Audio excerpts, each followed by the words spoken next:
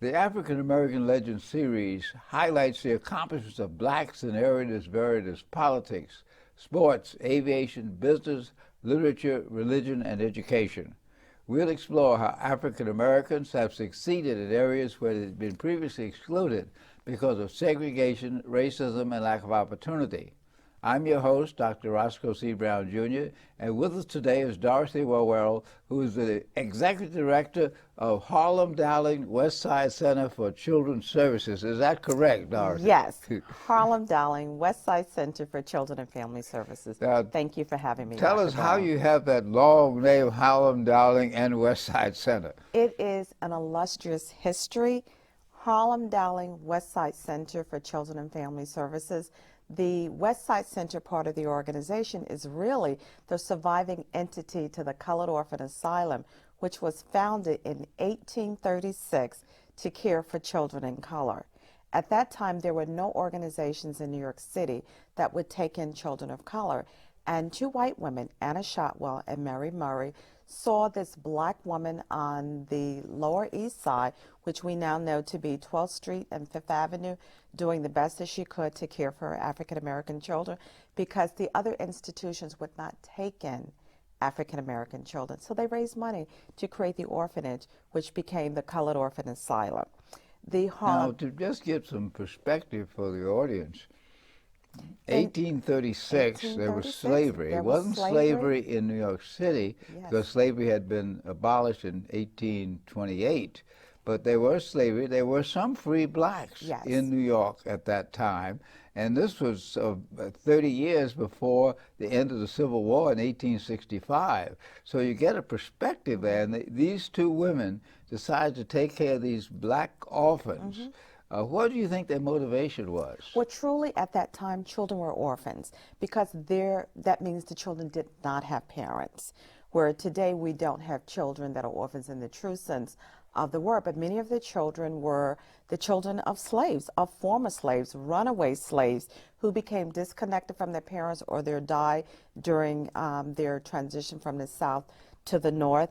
And clearly for many of the children, we all know the illnesses that were rampant in our country at that time. So in 1836, when parents died, there was no alternative. There was no other social system that would take in children of color.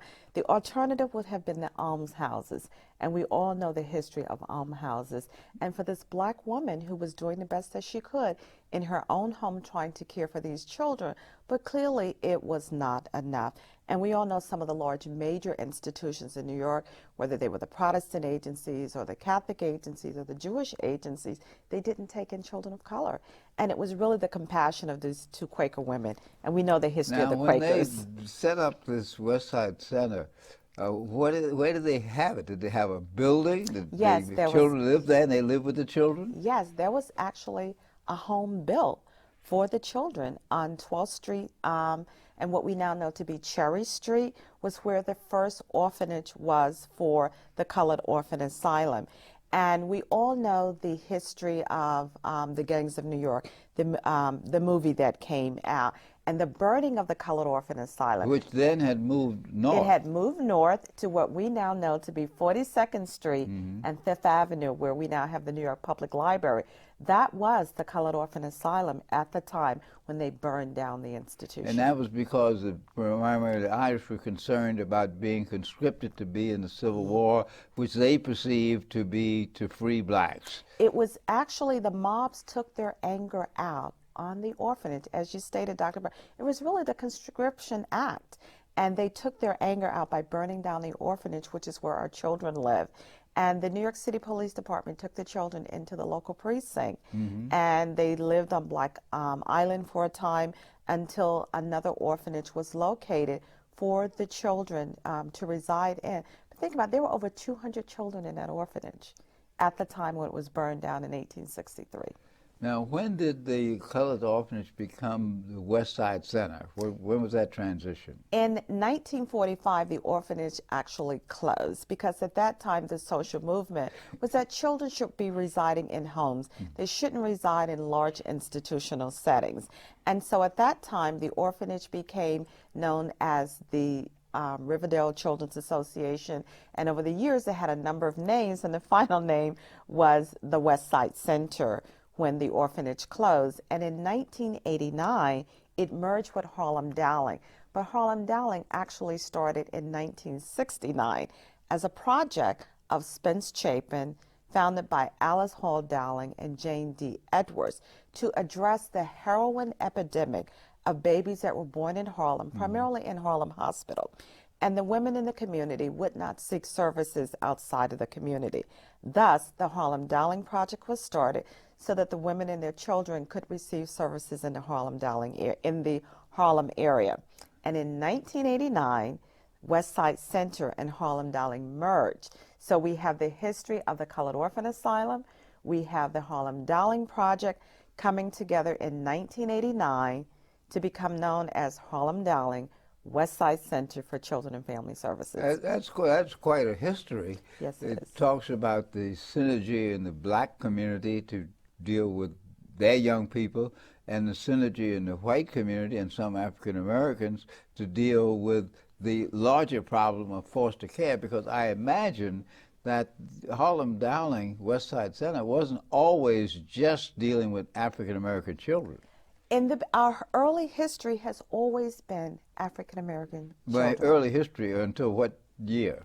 From 1836 to the present, because even when the orphanage was open, it was 99.9% African American children. Now, as you described, the philosophy of dealing with children without parents has changed. There are practically no orphanages anywhere in the country anymore. There are children's centers and foster care centers, etc. What was the basis of that change in philosophy? At that time, and it really started, it was a movement in the United States. Around the 1920s and 30s, government began to take an interest in the well-being of children. Because up until that time, private institutions would take in children of their own, as I said. And most of them were religious-based. They were religious-based institution, where the Colored Orphan Asylum was always non-religious-based, and to this day we are non-religious-based. We take in children of all race, creeds, and ethnicities. But at that time, the movement was the government had a vested interest in the health, safety, and well-being of children. Thus, children that came to the attention of government, if the children were not well cared for in terms of, food, education, housing, that's where our social services departments came to being. And thus the government would go out and investigate allegations of child abuse and neglect. People like Jane Addams were responsible for some of that? Jane Edwards, yes. Was one of the first licensed black social workers in New York, one of the founding trustees of the Harlem Dowling Project, who this day continues to sit on the board of directors of Harlem Dowling. She is truly a heroine and a legend in the history of child welfare in this country, not just New York City, but in this country. Well, there's Dr. James Dumpson, who was once the commissioner of social services. He and Jane worked together? Yes, absolutely, because at that time, when Dr. James Dumpson was the first commissioner of social services in New York City, Harlem Dowling actually became a licensed entity, a licensed organization with a contract for the city of New York that permitted the Department of Social Services at that time to refer children to the Harlem Dowling Project who would have been considered abused or neglected or at risk of abuse or neglect. Now, the social philosophy that provides social and economic support through the government is something that comes basically out of the New Deal, and it comes from the philosophy that government has a responsibility, which is now being challenged by some people on the right. It certainly is, and I would say today we're under siege in many, many respects. You may have recalled that during the height of the Reagan Revolution and when Gingrich took over as Speaker of the House, there was a lot of background noise talking about bring back the orphanages, take these children away from their parents and put them in these large institutional settings. That was an extreme, and that was an overreaction to what was determined to be any isolated case of abuse or neglect gets blown out of proportion, but any case of abuse or neglect is wrong and not appropriate. But you talked about orphans. Our children today are not orphans in the sense that they've lost their parents because the parents are deceased.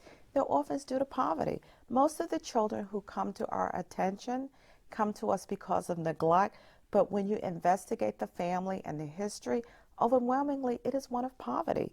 Parents make poor choices and poor decisions, not because they don't love and care for their children. They lack information, they lack access to health They lack care, support. and they lack access to health care.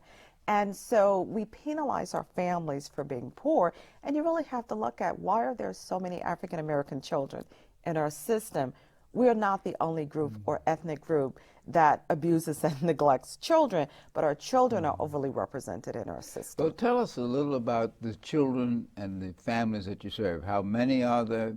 What kind of situations are they in? What kind of services do you provide? At any given point throughout the course of the year, Harlem Dowling serves over 2,500 children and families. We provide foster care services, adoption services, but the majority of our children are at home in the community living with their parents. They may come to our attention through child welfare officials, and we work with them during intensive case management. We go into the home, we visit the children, we visit the parents, we provide parenting skills, we provide access to entitlements and services for the families. We advocate. We make When you sure say that you provide access, what does that mean? many of our families don't know what they're entitled to. In terms of the social services, What are they housing entitled to? Housing is a major one. Food stamps. Many of our families struggle and they make poor choices. Dr. Brown, let me just give you an example. Every year around the academic school year, I get a large number of requests for assistance with Con Edison bills. And one year I started looking at the reasons why is that so. Families were getting shut off notices because they had to make a decision. Do I buy school supplies and clothes for my child to go back to school, or do I pay Con Edison bill? If I don't provide my child with adequate supplies and clothing, I will still get an educational neglect charge or an abuse charge because my child is going to school ill-prepared. And so when we began to look at the choices that our families are forced to make, it's one of poverty. That's a very sophisticated analysis. I don't think that most of these parents know about being charged with educational abuse.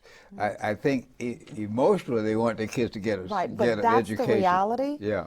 If your child goes to school unkempt because they lack adequate clothing, you would get a charge. From whom?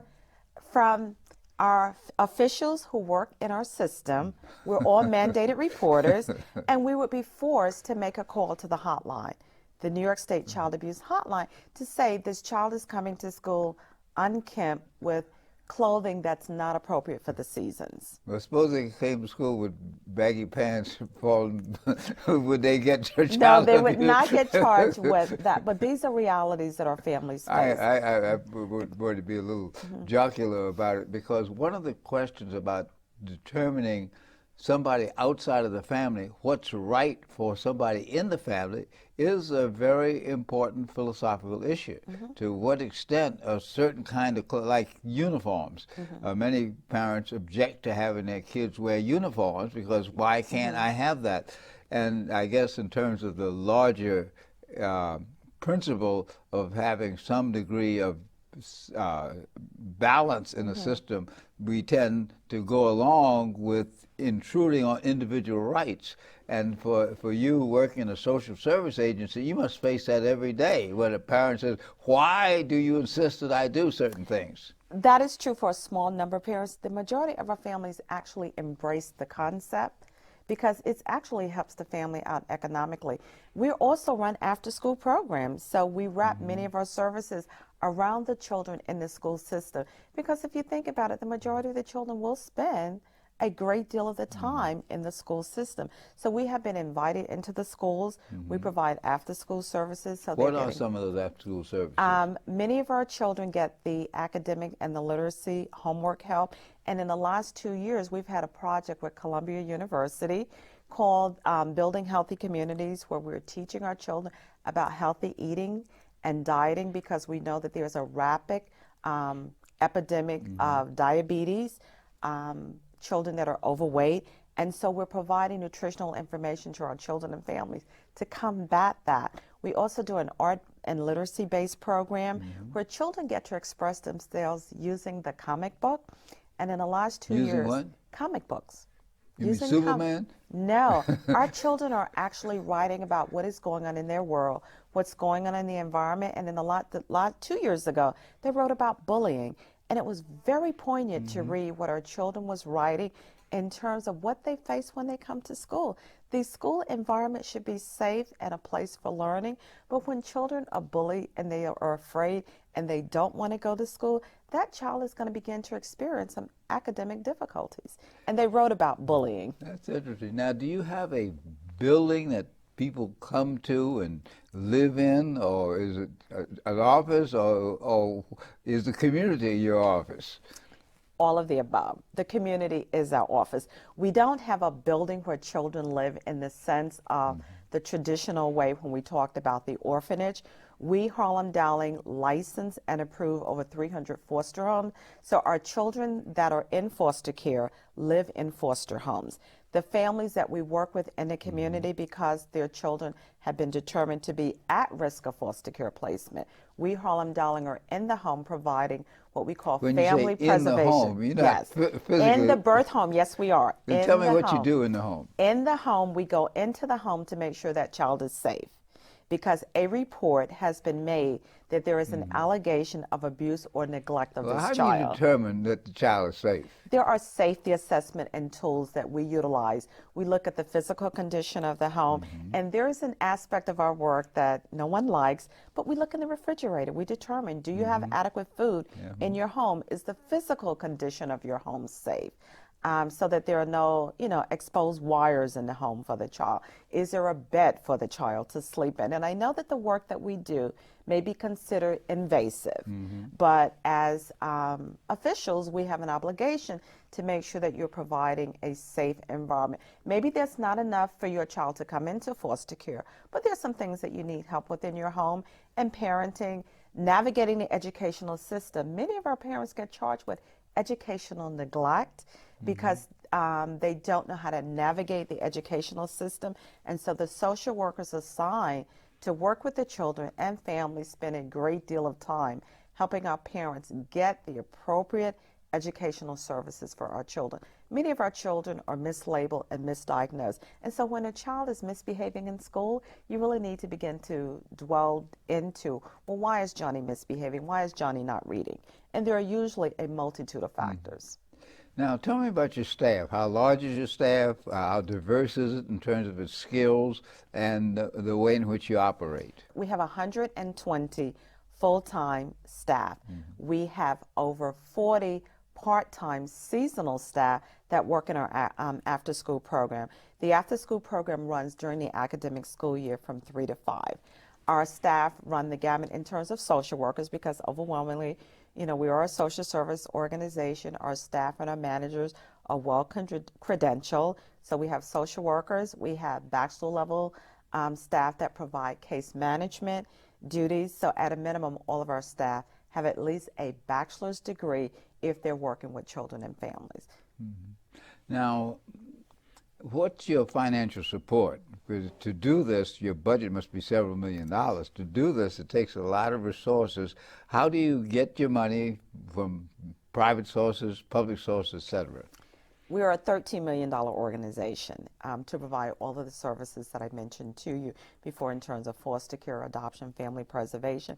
We also have supervised independent living programs, so I forgot to mention that to you. So young people actually live in these residences, and they get an opportunity to prepare for adulthood to live on their own.